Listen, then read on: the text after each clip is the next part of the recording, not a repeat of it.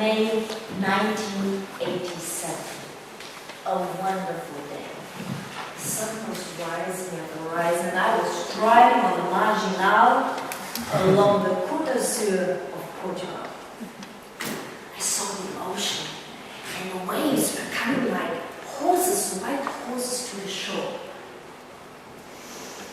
I was smelling the sea. I could even taste the salt.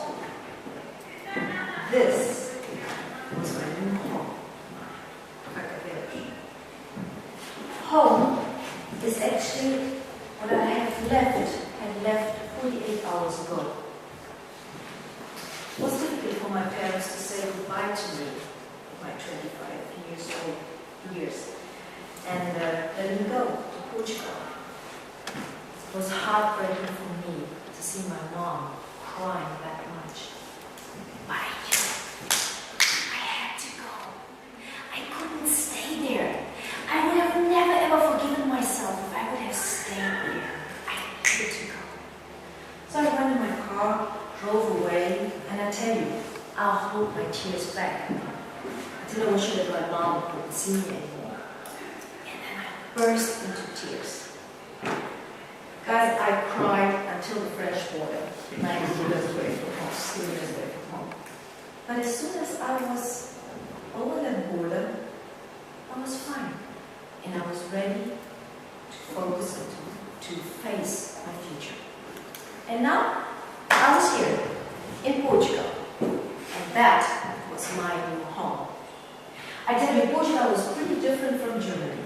Like in the beginning, I was looking at these cars. They were all very old and rusty and polluting the air. And they were driving like from the left, overtaking from the right as well. There was no rules. Traffic circle, first come, first served. Traffic light, red, green, Why are they all in such a hurry? They are well late anyway, all the time.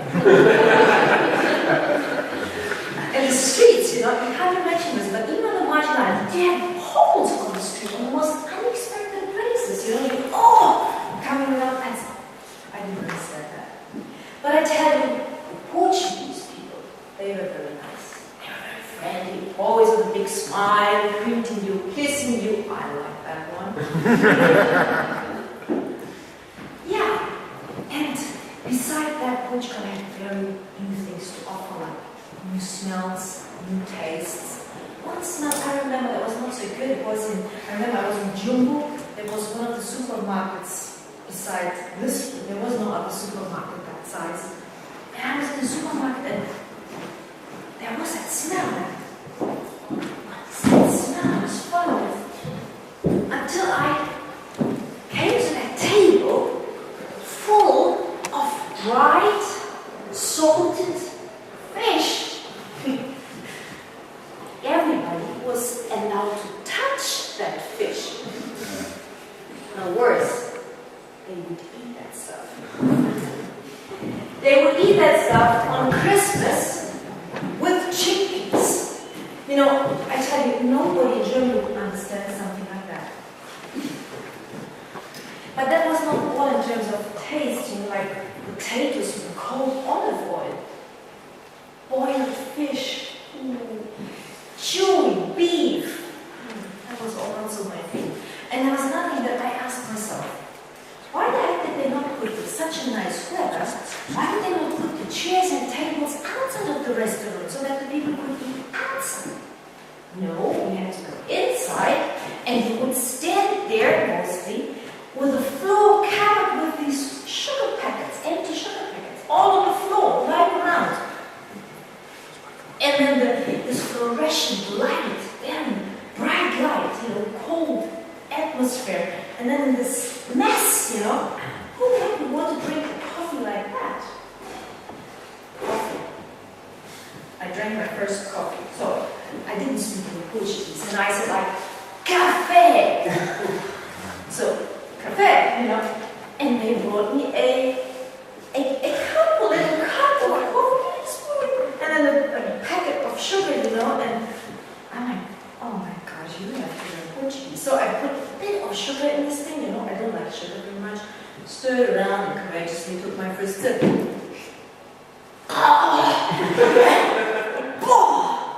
was that? No wonder why the thing was 20 scoops at the time. My colleague, she said to me, like, Karla, this is not the way how you drink a beaker. You put the whole packet of sugar in that coffee. A whole packet of sugar in such a small coffee? What about diabetes? But I tell you, over the time, I really enjoyed to be in Portugal. I drink beaker all the time with a whole packet of brown sugar. I eat bacalhau now. Bacalhau com sal, bacalhau espiritual, bacalhau à brás, and all these other 998 ways to enjoy bacalhau in Portugal. I really love that. And you know what? The first time when I came home, as some holidays in Germany, I was standing in a shopping center, looking in the book section, you know, paging through some books. And there was a book about Portugal. So I was standing there getting the book of Portugal, you know. I still remember standing against these books all and looking at the pictures and turning around and seeing this book. And something was tightening up my throat, and you will not believe this, in the middle of the shop, tears were running down my face. Was I now homesick at home? But I think we all know that when we fall in love, we start to suffer. 25 years have passed now, and I'm here. And in the beginning, I was just a foreigner coming to Portugal. But now, I'm a person with a puzzled heart. Too German to be Portuguese. Too Portuguese to be German. And if that would not be enough trouble to deal with, I'm on top of that considering now how it would be to live in another country. Maybe Africa next time.